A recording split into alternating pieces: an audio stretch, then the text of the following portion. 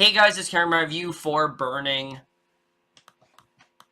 And what Burning is essentially about is we center on these two characters, Jong-Seo and also the character of Mei. And these are two people who have known each other pretty much since elementary school, and they're just now starting to start a relationship. But we find out that Mei is actually going off to Africa for like a couple months, and basically, she leaves Jong-Seo to take care of her house and her cat and things like that. And when she comes back, when Jong-Seo meets her at the airport, he learns that not only is she back, but she's returned with a new friend named Ben, who she seems to have a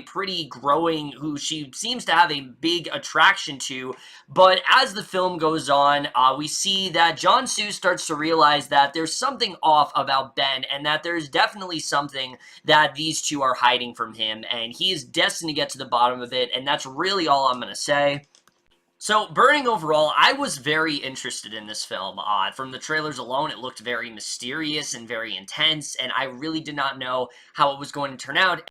And as someone who doesn't watch a lot of Korean cinema, it is a field that I really was interested in tapping into a little bit more. And after watching Burning, I definitely want to see more, because Burning is without a doubt one of my favorite films of the entire year. That really is one of the best mysteries I've seen in a long time as well. And we're just getting to right now, starting off with the cast. And that's one of the things I love about this movie. The cast here is fairly simple. There's really only 3 actors in this film that you really can talk about, and all 3 of them give some of the best performances of the year, but easily the standout of this entire film, and the person I think that carries it the whole way through, is Yeun as our main character, Jong-Seo, who is incredible in this role. But what I really loved about him is how toned down he really is. This is not a huge bombastic performance. It eventually does evolve into that, but it is fairly quiet, and the way he is able to communicate, what he doesn't through, some of his dialogue through expressions, I think is incredible. I mean, you can just see from the second that Jong-Seo meets with Mei, he is interested in reconnecting with her, but once Ben enters the picture, he just knows that there's something off about this guy, and it starts to really eat away at him, and you really start to see that become more of a problem throughout this film. And I think Yeun just really transformed himself into this character. I really loved what he ended up doing here. At many points, yes, he is the audience, but you're also waiting for him to just completely lose it, and you really do start to see that in this film. It reminded me of the best kinds of leads in mysteries, where they just start to go kind of stir crazy, and that is essentially what Jong-Seo ends up going through. And again, the way that Yeun was able to do this, I thought was incredible. I can't wait to see what this guy is going to do next. I don't know if he's done anything really big prior to this, but I definitely will be on the lookout for him, because he by far gave one of the best performances of the entire year for me. That's not to say the rest of the cast here also isn't on their A game, because they absolutely is. Yeun is always fantastic, and once again, he's great here as Ben. Ben is someone who, again, there's something off about him. He seems to always be very easygoing. He rarely ever loses his temper. He's talking about a lot of things in a very casual manner, and you just are kind of creeped out by him. There's just something deeply menacing and about the way that he asserts himself, and I thought he did a really great job. Some of the best scenes in the movie are just these two interacting, and I really loved their interactions throughout the film. I thought they worked very well together. And then Jong-Seo, sorry if I'm pronouncing her name wrong, I thought she also was great as Mei. I really loved her character a lot. I thought her and Yeun and Yeun all had great chemistry. The 3 of them worked so well together. Really, all of the acting here is just top notch. Everyone here really gives 100%, and I was very impressed with the entire cast here.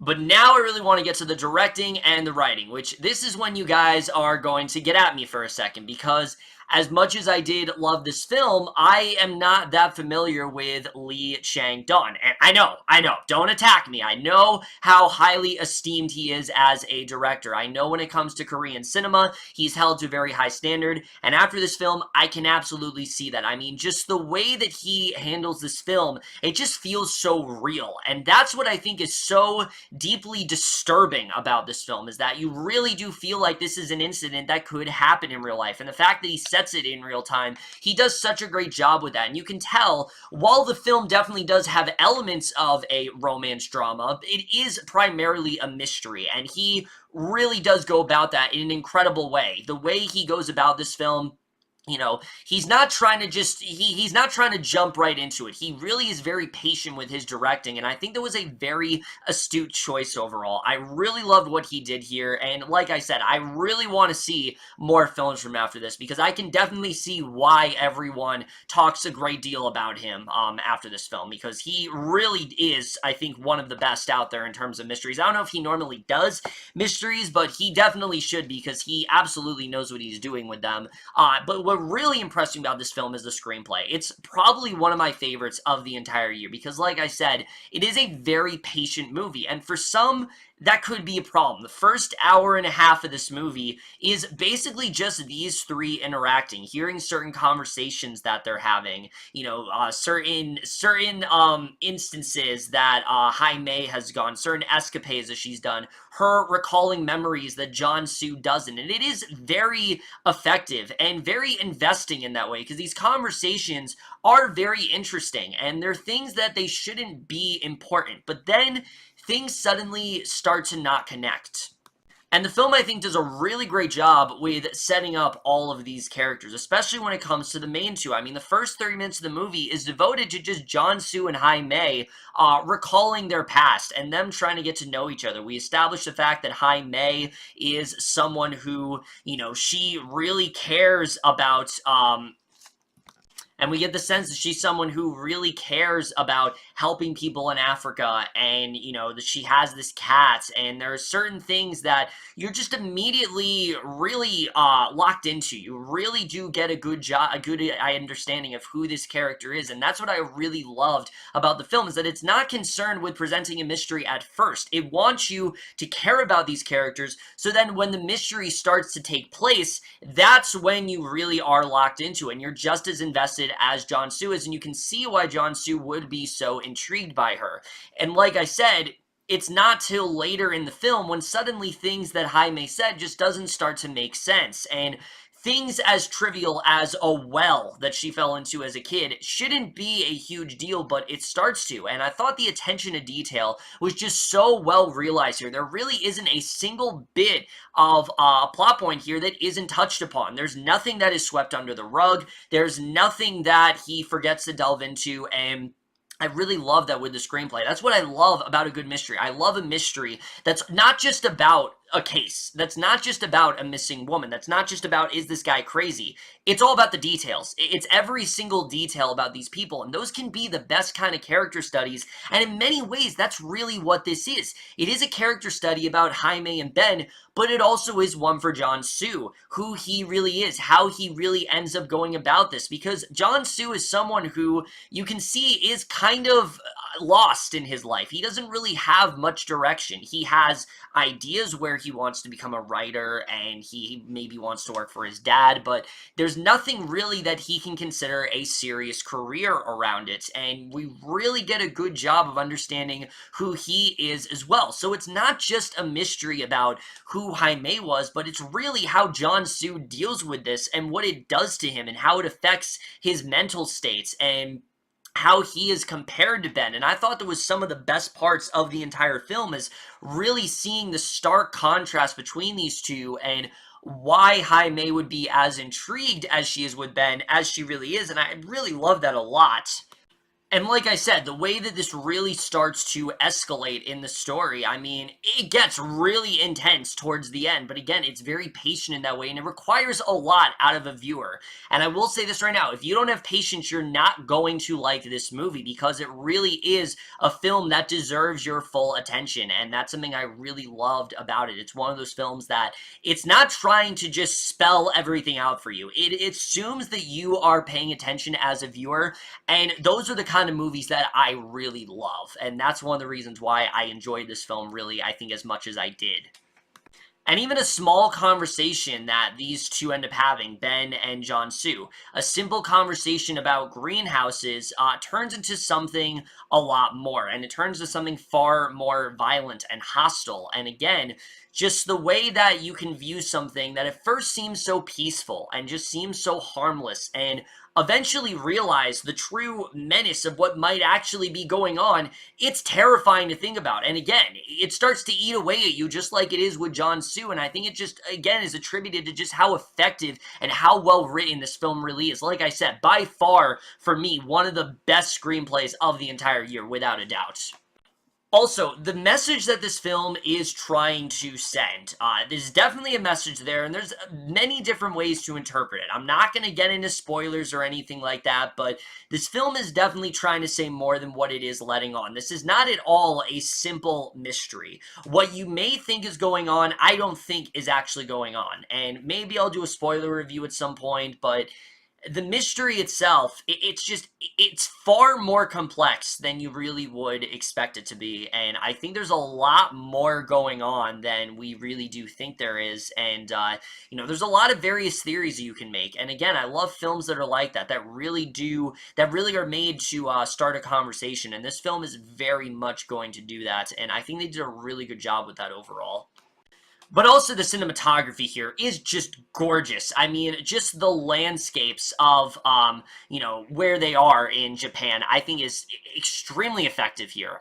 There's a lot of great scenes in this film. There's one scene in particular involving pantomime, and it is just beautiful. I loved what they were able to get out of this scene. It's very serene, it's very calm, and there's a lot of great scenes like that. This film really utilizes in its cinematography, and I think there's some of the best shots of the entire year just through the final scene, and the way it uses the cinematography as well to tell the story is a way that other films just simply don't. I mean, it really is about the details, and there are things you can look at in the background that you may have missed, and it's one of those films where I do want to go back and rewatch it to see if maybe there's something that I did miss, maybe there's some sort of clue that's in there that I might have missed, and I think it actually might even elevate the film a little bit more for me, because while I do love this film, I mean, it may elevate even more by finding something else in the details that I didn't see before, and I think, again, it's just incredible cinematography. I mean, I can't talk about it enough. It is fantastic, and I really love the cinematography here.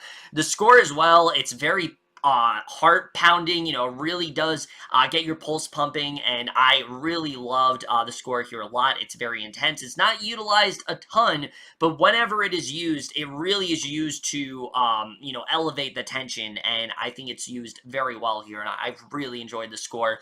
And the editing, like I said, I think that's going to be one of the things that does make or break the film for people, because it is very long, and I never personally felt the length. I really was into it the entire time.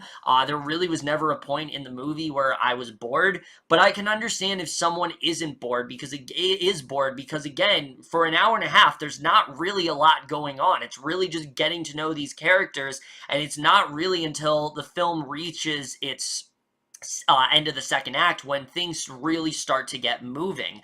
But again, I think that's just how a great mystery should be. We should get to know the characters so we can become invested in the story, and for me, that wasn't really a problem at all.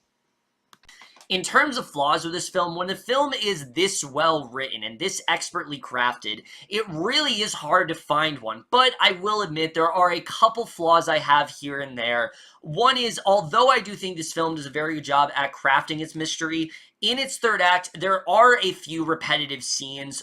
There's literally two scenes back to back that are essentially the same conversation. Jong-Seo goes to them to obtain information, and he gets what he wants, and that helps him move forward to, discover more about Ben and what his true agenda may be. And again, it is a good scene, but it is very much the same scene two times, and I think they very much could have maybe cut one of them out. Like, it felt like I was watching the same scene on repeat, and there's a lot of stuff that just didn't really lead to anywhere in that sense. Especially with those two scenes. It really is only two scenes, but the only other complaint I might have is later on in the film, Ben does have this other girlfriend, and I don't know who she is, but I was not a fan of her. I thought she was really overdoing it. I thought she was really over the top. I don't know if it was a character choice and that's what they told her to do, but for me, it just really didn't work. And considering, like I said, how real all the other actors felt, she didn't necessarily take me out of it because she's not in the movie that much, but I just really was not a huge fan of her. Other than that, though, Burning is one of my favorite films of the entire year. Like I said, this is a film that a lot of people are not going to like because it is very slow moving and it does take a while to really get into its mystery. But once it does go there and once it does have your undivided attention, it does deliver and it absolutely does give you, I think, some of the most riveting stuff of the entire year. The ending in particular is enough of a reason to recommend this movie. It does not go the way you think it's going to, and that's one of the reasons why I love it as much as I do. There's definitely films you can make parallels to, but the direction it ends up going is very different than you might expect it to be, and that's something I really did love about overall. It has some of the best performance the entire year. The cinematography is just beautiful here. The score, the editing, I mean, it just has all the makings of a great movie, and I know I've said it again, but I really want to see more Lee Chang-dong. I can see why he is as well-respected a director as he is and a writer, and I definitely do want to see more of him after this because he really did craft an excellent story here and a damn good movie that is easily one of my favorites of the entire year, and I am absolutely going to give Burning overall an A. Seriously, guys, I know a lot of people don't like watching foreign movies, but also don't like watching slow-moving movies, but trust me, this is one that I think everyone needs to check out at the end of the year. It is a must-see film. It's one that really came out of nowhere. I was expecting to like it, but I was not expecting to be on the level that I really was with it, and I think it's definitely a must-see towards the end of the year for sure. But that's really this video. Hope you guys enjoyed it. The most guys saw this movie overall, left your thoughts. And unfortunately, I don't think enough people have seen this movie, but again, it's one that I think you guys should definitely check out towards the end of the year. We'll see you guys in my next video, and we'll see you guys for that. Okay, bye.